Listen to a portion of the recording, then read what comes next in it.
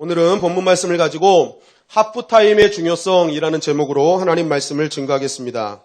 하프타임이라는 말이 있습니다. 이 말은 우리가 잘 아는 축구, 농구, 럭비, 미식축구 이런 시간제 운동이 있을 때 전후반 사이에 있는 시간을 우리는 하프타임이라고 얘기합니다.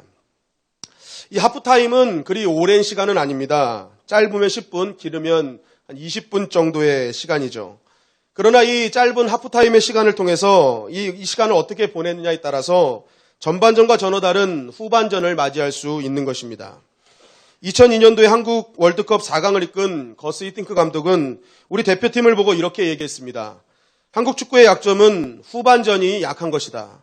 전반전에 너무 열심히 뛰는 바람에 후반전에 뛸 기운이 없는 팀이다. 그러면서 자신의 역할은 대한민국 축구팀을 후반전이 더 잘 뛰는 팀으로 만드는 것이 자신이 해야 될 일이라고 얘기했습니다.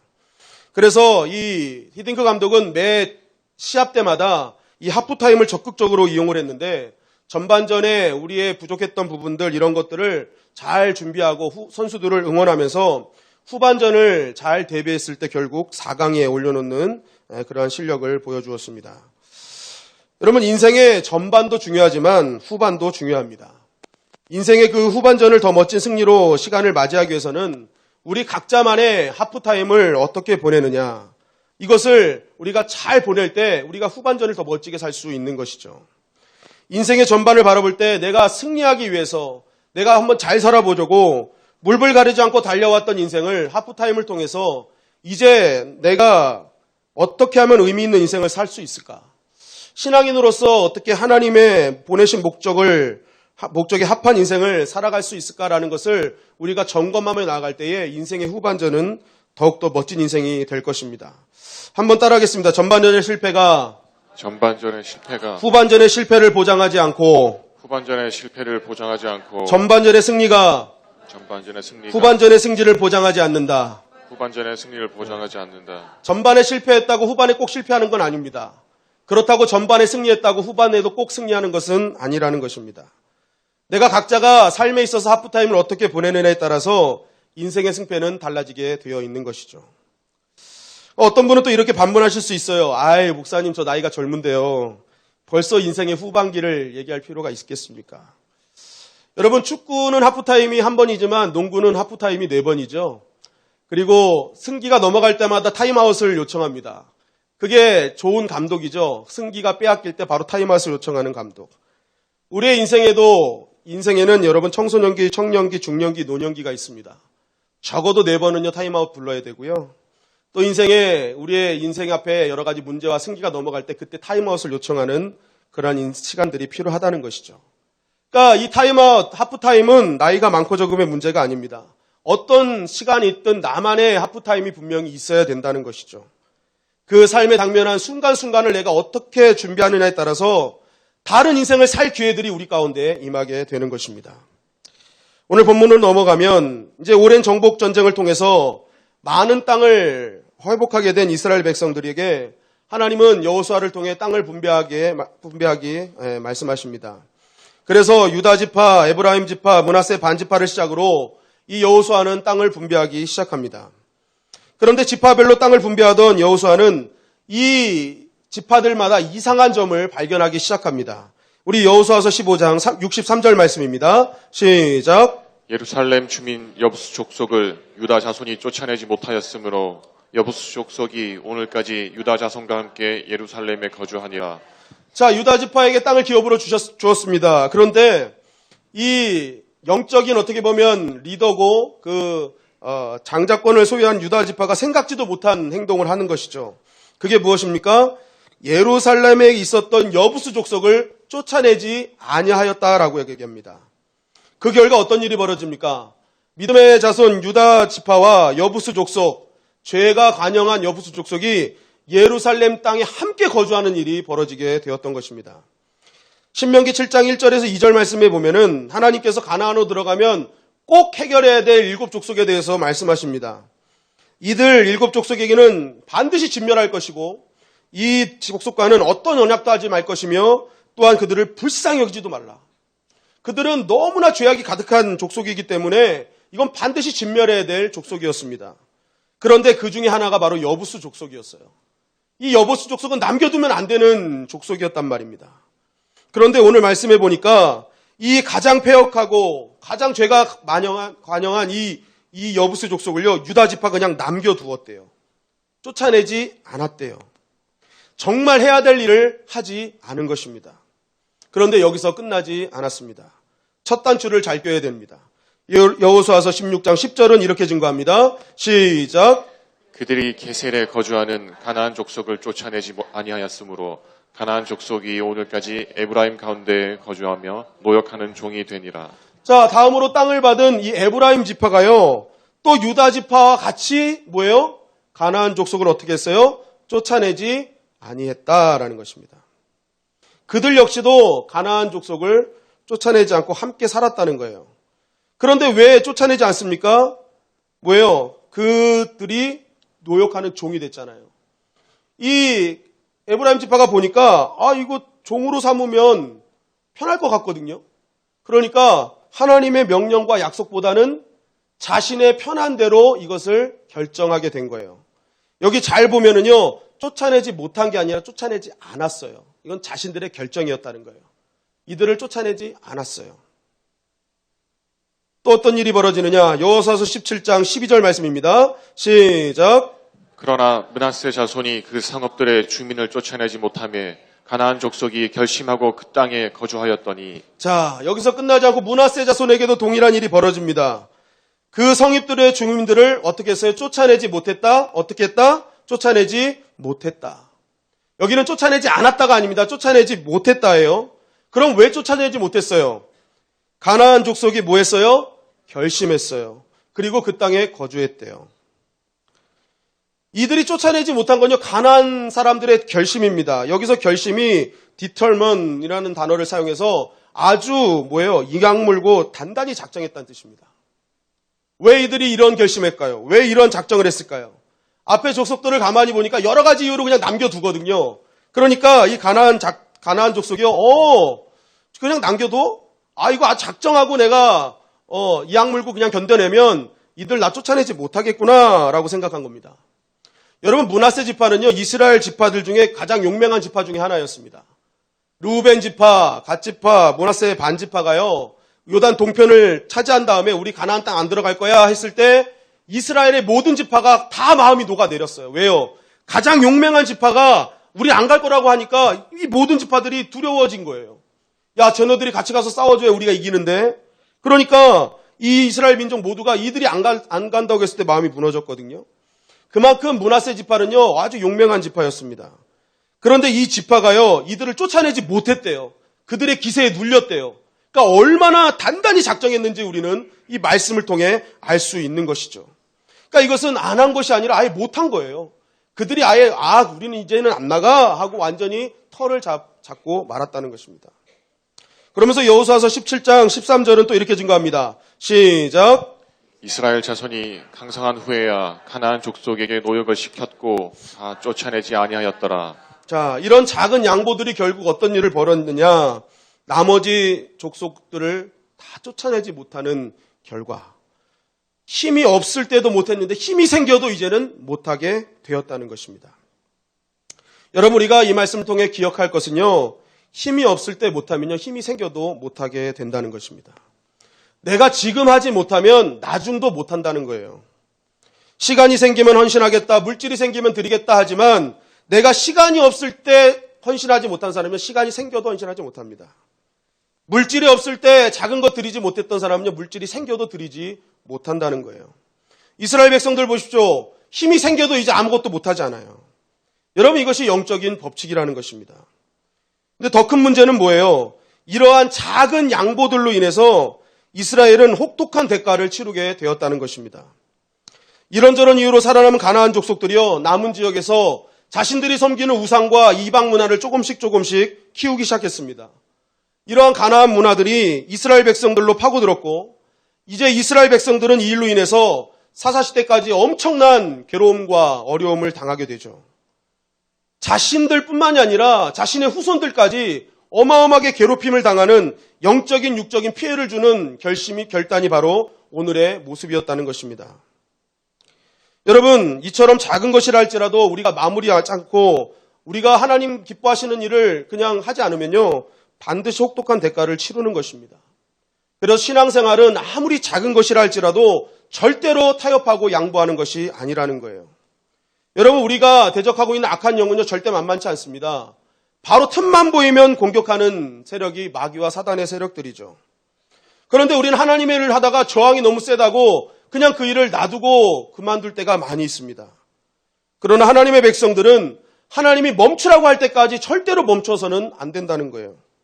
장애물 때문에 절대로 포기해서는 안 되는 것입니다.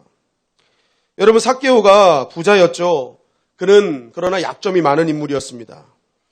그것을 채우기 위해서 삭개오는요, 온갖 수단과 방법을 가리지 않고 돈을 모아봤습니다. 자신이 그동안 약점이었기 때문에 그동안 빈 공간이 많았거든요. 그 공허함 채우고 싶었어요. 그런데 그 공허함을 아무리 돈으로 채워도 채워지지 않았습니다. 이것을 어떻게 채울 수 있을까 하다가 소문을 들으니까 예수님이란 분이 그 공허함을 채울 수 있대요. 영적인 문제를 해결해 줄 수 있대요. 그러니까 이 삭개오가요, 예수님이 여리고로 지나간다는 소식을 듣고 예수님을 보고자 나갔습니다. 그런데 이 삭개오는 키가 작았죠. 그래서 이 사람들 사이에서 파고들 수가 없는 거예요. 특별히 세리장이었기 때문에 이 사람들이 이 삭개오를 죄인처럼 미워했습니다. 그러니까 좀 파고들려고 하면 이거 삭개오네 하고 쏙 맞고 삭개오네 쏙 맞고, 그러니까 이제 들어가질 못하는 거예요. 그러니까 이 삭개오가 너무 간절하니까 그가 선택한 방법이 뭐예요? 뽕나무로 올라가는 거예요. 뽕나무로 올라가서 정말 내 공허함을 채워줄 그 예수님이 도대체 누구냐? 그분이 도대체 어떤 분이냐? 그 뽕나무로 올라가서 그 주님을 바라보게 되었습니다. 여러분, 예수님은요, 여리고를 그냥 지나가시려고 했습니다. 예루살렘을 통과하는 그냥 길일 뿐이었어요.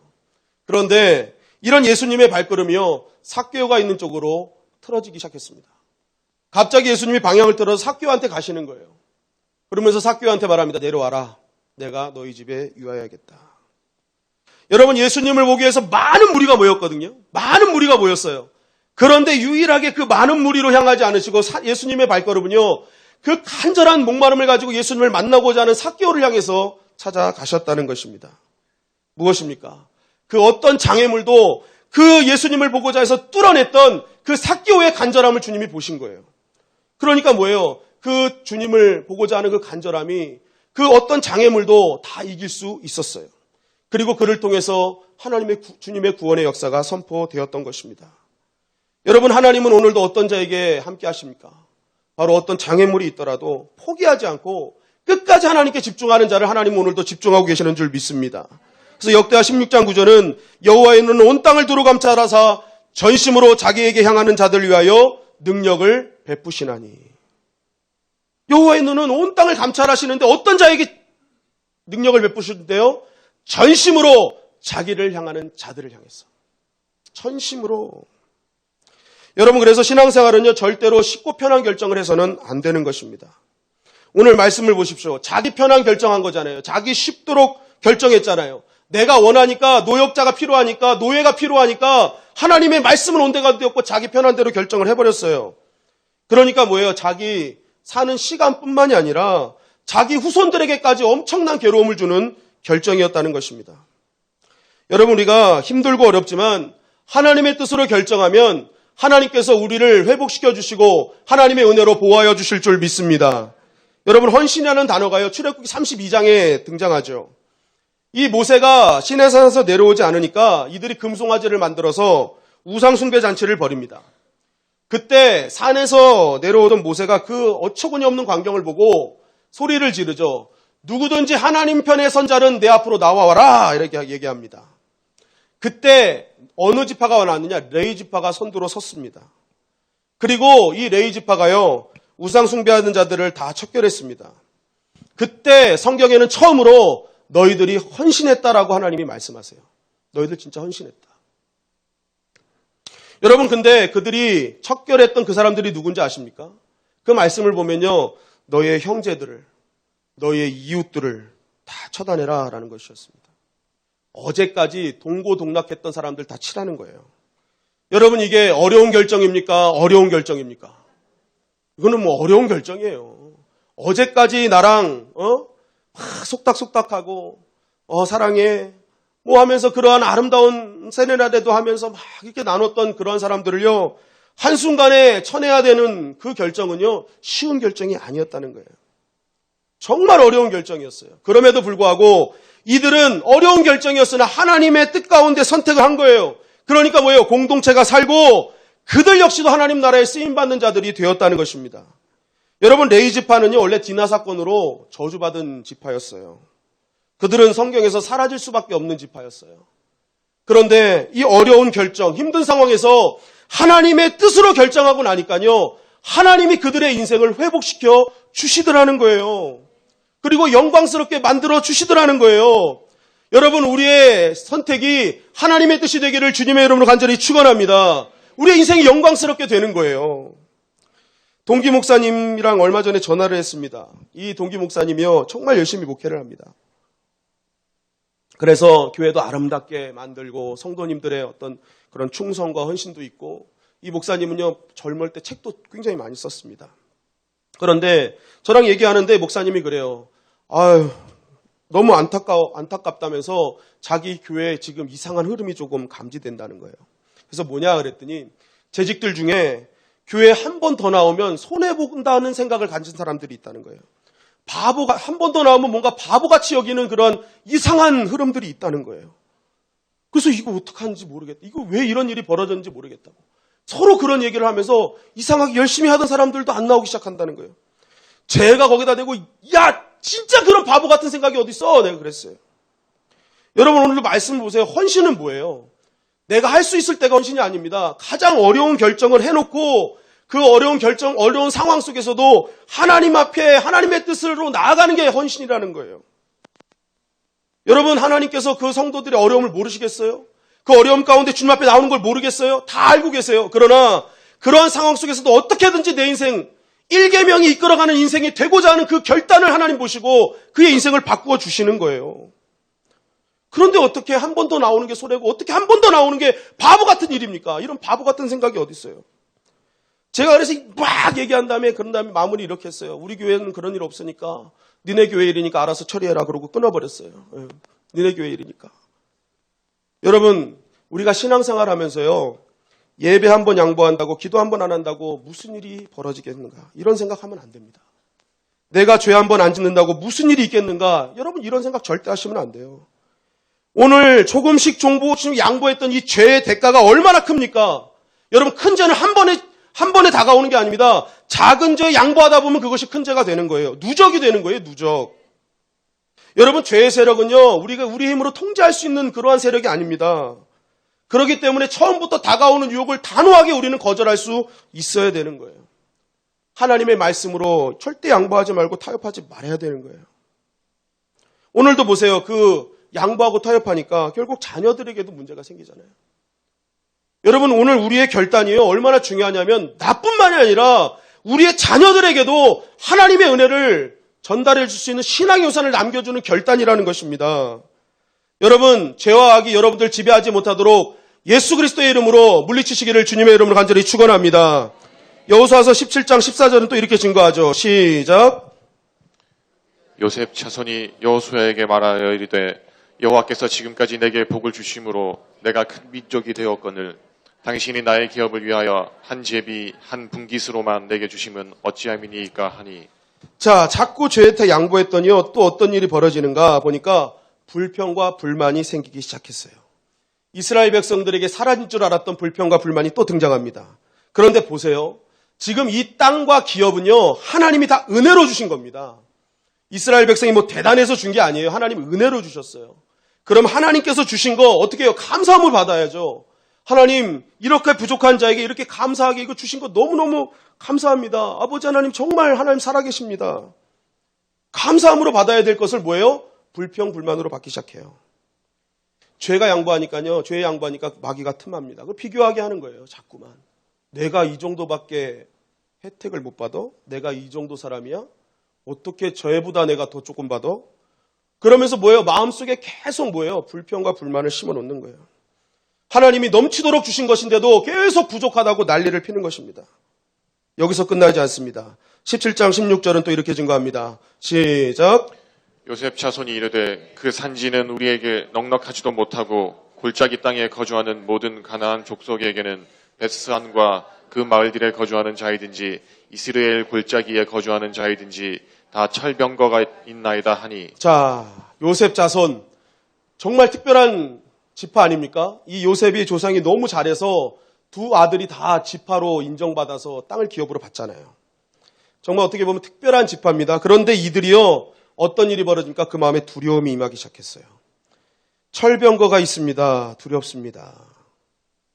불평불만을 넘어서 이제 두려움까지 임하기 시작하는 거예요. 여러분, 지금까지 아이성 이후로는요, 30연승을 거뒀습니다. 그 실패를 발판 삼아 그들은 이제는 더 이상 실패하지 않냐고 30연승으로 전승을 했어요. 하나님의 은혜로 여기까지 왔습니다. 그리고 이들은요, 병거를 두려워할 이유가 없어요. 왜냐하면 이미 애굽을 출발할 때 그 당시 가장 강력했던 애굽의 병거들을요, 하나님이 수장하시는 것을 눈으로 직접 목격했어요. 하나님을 의지하면요, 병거 따위 문제가 되지 않는다는 것을 그들은 알고 있었어요. 여호수아서 11장에도 보면 하솔왕 야빈이요, 이스라엘 백성과 싸우기 위해서 엄청난 병거들을 끌고 나왔는데 그거 한순간에 다 태워서 없어졌습니다. 하나님이 함께 하시면 병거들은 문제가 되는 것이 아닌 것을 이스라엘 백성들은 바로 몇 년 전에도 다 누렸다는 것입니다. 이들은 병거를 두려워할 이유가 없었는데 갑자기 이들의 말 속에 병거가 두렵다는 거예요. 이스라엘 백성들 안에 영적인 문제가 생기기 시작한 것입니다. 작은 양보 하나로부터 시작한 것은 결국 뭐예요? 적은 과대평가하고 내 안에 함께 가시는 하나님의 은혜와 하나님의 능력은 과소평가하는 자리로 나아가게 되더라는 거예요. 하나님이 함께 하실 때 하나님의 은혜로 하나님이 과대평가되는 인생, 적은 과소평가되는 인생이었는데 내가 자꾸만 죄에 양보하고 하나님과 멀어지기 시작하니까 적이 과대평가되고 하나님은 과소평가되는 자리에 가더라는 거예요. 이러한 모습을 본 여호수아는 이걸 지금 이스라엘 백성 문제가 생겼다. 뭔가 이상하다라고 생각하고 그가 이러한 조치를 하게 됩니다. 여호수아서 18장 1절 말씀입니다. 시작. 이스라엘 자손의 온 회중이 실로에 모여서 거기에 회막을 세웠으며 그 땅은 그들 앞에서 돌아와 정복되었더라. 자, 여호수아가 백성들을 실로에 모이게 한 다음에 거기서 어떤 걸 합니까? 회막을 세웠어요. 여러분, 이 회막이 무엇입니까? 하나님을 만나는 장소입니다. 하나님의 만나는 장소, 회막을 세웠다는 것은 여호수아는요, 타임아웃을 선언한 거예요. 하프타임을 선언한 거예요. 이렇게 하다가 이런 식의 믿음을 가지고 땅 나눠주다가 오히려 무너지겠다.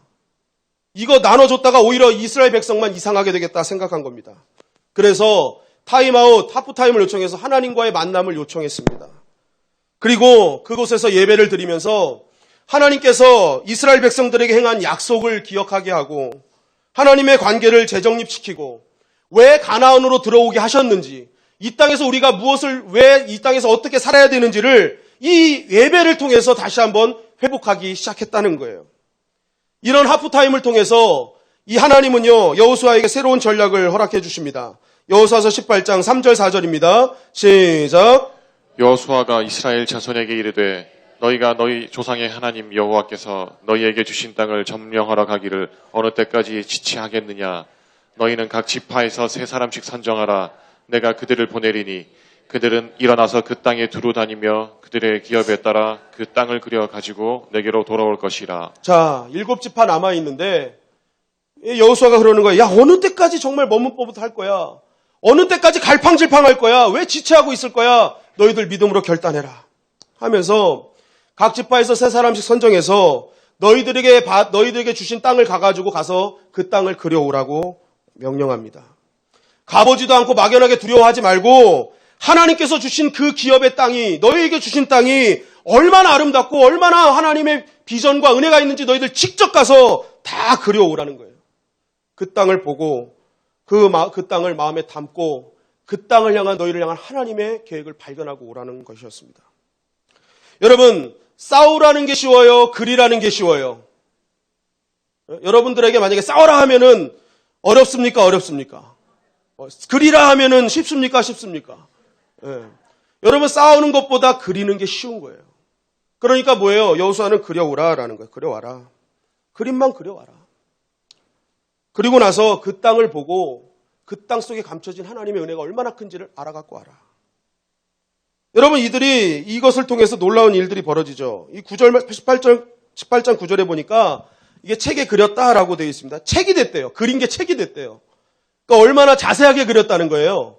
이들이 가가지고 처음에 한 장 그릴 줄 알았어요. 지도만 그리고 올 줄 알았어요. 근데 책이 됐대요. 그만큼 자세하게 그리기 시작했다는 거예요.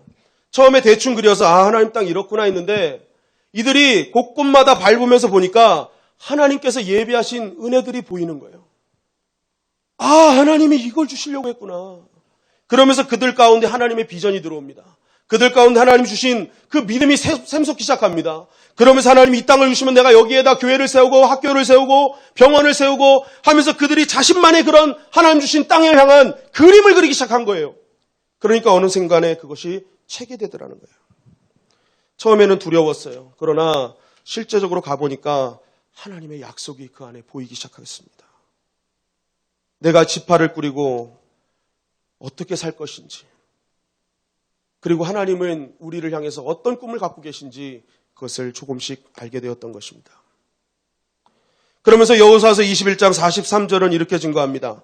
여호와께서 이스라엘 조상에게 맹세하사 주려 하신 온 땅을 이와 같이 이스라엘에게 다 주셨으므로 그들이 그것을 차지하여 거기에 거주하였더라. 여러분, 이들이 주저한 이유를 깨닫게 됩니다. 우리가 실력이 아니라 믿음이 없었구나. 하나님 주신 땅이었는데 내 처지와 상황만 바라봤구나. 못 가질 거야. 저렇게 강한 애들을 어떻게 몰아낼 수 있어. 그냥 이 정도에 만족하지 하는 불신이 그들 안에 있다는 것을 깨닫게 되었던 것이죠. 그런데 그들이 믿음이 생겼어요. 우리는 할 수 있구나. 하나님이 역사하시는구나. 그러면 하나님을 향한 믿음과 비전이 그들 가운데 세워지게 되었던 것입니다. 여러분, 조금 전에 이스라엘은 작은 것 하나에도 양보하고 그 이스라엘 족속 하나 쫓아내지 못하는 연약한 모습이었습니다. 그런데 지금의 이스라엘은요, 너무나 담대하게 한순간에 모든 지역을 다 정복하는 그러한 강력한 자들로 변화되었습니다. 어떻게 조금 전의 이스라엘과 지금의 이스라엘이 이렇게 다를 수 있을까요? 그 이유는 다른 것이 아닙니다. 바로 여호수아가 선포했던 타임아웃 때문에 그래요. 하프타임을 선포하고 그곳에서 하나님이 원하시는 기준이 무엇인지, 하나님이 우리에게 각 민족에게 뜻하신 바 기준은 무엇이고 정체성은 무엇이고 본질이 무엇인지를 그 시간을 통해 깨우며 그런 길을 수정하는 시간을 삼았더니 그들이 이전과 다른 모습으로 변화되더라는 것입니다. 여러분, 우리의 인생과 신앙에서 무엇인가 정체되고 흔들리는 순간 우리가 해야 될 일은요, 바로 그 자리에서 나의 타임아웃을 선언해야 됩니다.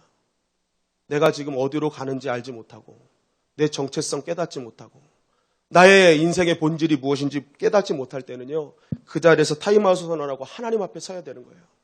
하프타임을 선언하고 내가 하나님 앞에 정말 바른 길로 가고 있는가?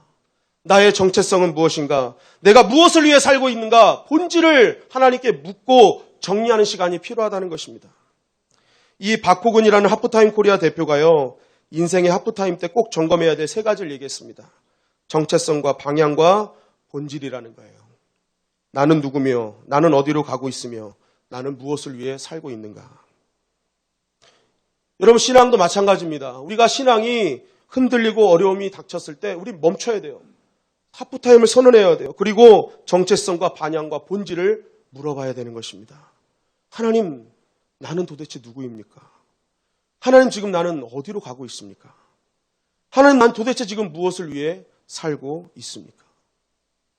여러분, 우리가 그러한 하나님을 향한 물음을 통해서 우리의 인생을 하나님이 수정시켜 주시고 우리의 인생을 이길 수 있는 전략들을 하나님께서 지혜로 물붓듯 부어주시고 성령으로 조명해 주시는 것입니다.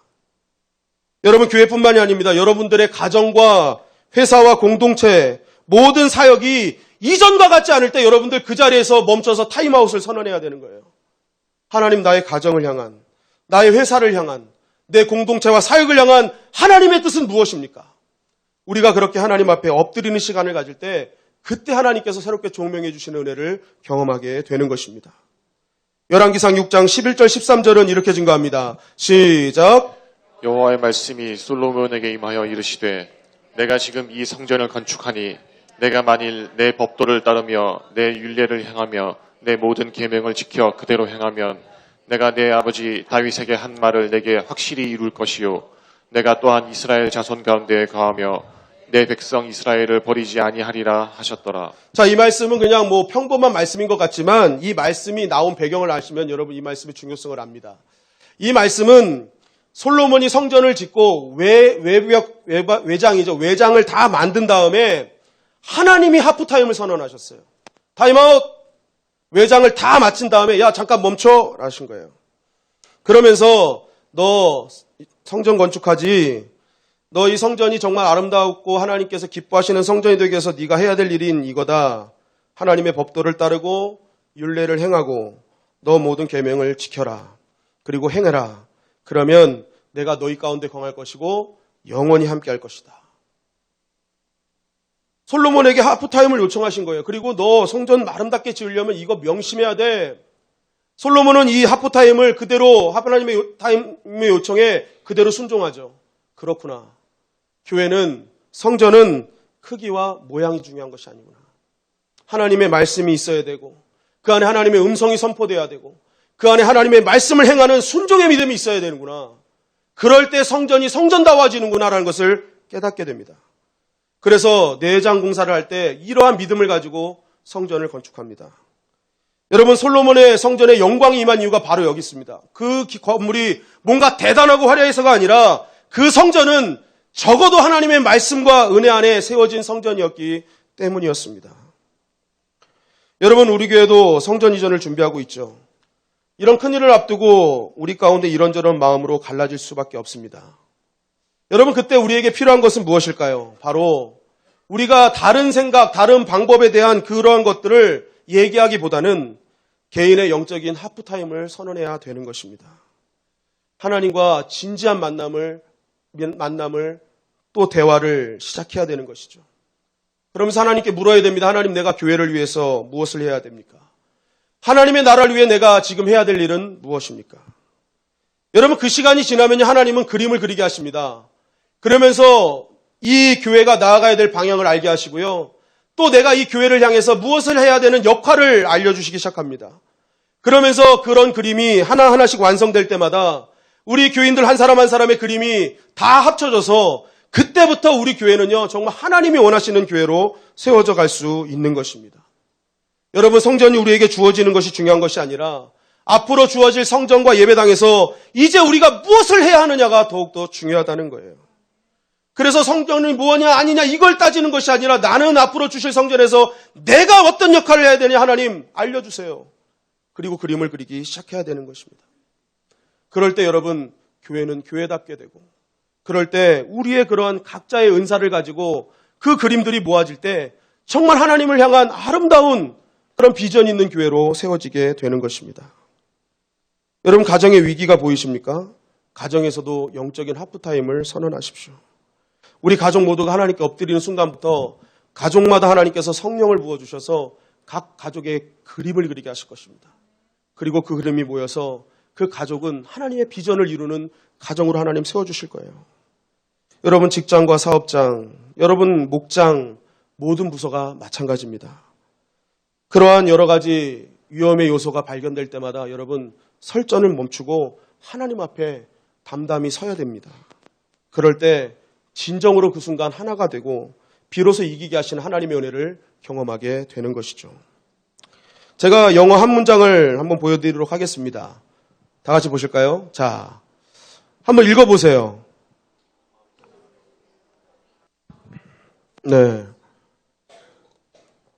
자, 여러분 각자가 아마 읽으셨을 거예요. 자, 저 이제 미국에서 우리 선교팀, 미국 LA 주님의 영광교회 청년 선교팀이거든요. 자, 우리 다음 글자 한번 나오면. 자, 한번 같이 시작 읽어주세요. 시작. 와우, 할렐루야, 할렐루야. 네, 뭐 벌써 예. 와우. 예. 이 뜻이 무슨 뜻입니까? 뭐 간단하게 하면 희망 없다는 거죠. 희망 없대요. 우리 다음 문장 한번 보여주실까요? 다시 한번 시작. 아, 할렐루야. 네. 어떻게 이렇게 딱 맞게 왔어요? 예. 우리 설교 때 영어가 나온 적이 없어요. 예. 오늘 딱 나왔네. 예. 이 말은 무슨 말입니까? 희망이 있다는 거예요. 그죠? 같은 한 문장인데요. 어떤 사람은 희망이 없다고 읽고요. 어떤 사람은 희망이 있다고 읽어요. 아무 생각 없는 분들은 읽지 않았겠죠. 예. 근데 같은 한 문장이라도 보는 관점이 다 달라요. 여러분 왜 이런 차이가 있을까요? 그것은요, 인생의 순간순간마다 맞이하는 하프타임을 어떻게 준비하느냐의 차이인 것입니다. 매일매일 하프타임에 하나님을 만나는 자는요, 매일매일 함께 하신 하나님의 희망을 바라보게 될 줄 믿습니다. 그러나 그렇지 않은 자는 마귀가 주는 절망을 바라보게 되는 것입니다. 여러분, 인생의 모든 흔들리는 그 순간순간마다 우리가 해야 될 일은 타임아웃을 선언하는 것입니다. 그리고 그 앞에서 하나님을 대면하는 것입니다. 그리고 그 대면을 통해서 하나님은 우리 인생 가운데 소망을 보게 하시고 비전을 품게 하시고 준비하신 은혜를 누리는 큰 은혜를 베풀어 주실 줄 믿습니다. 여러분, 남은 인생 가운데 절망하지 마시고 그 순간에 하프타임을 요청하십시오. 그리고 그곳에서 나의 앞날을 준비하고 계시는 하나님의 은혜를 꿈꾸십시오. 그리고 보십시오.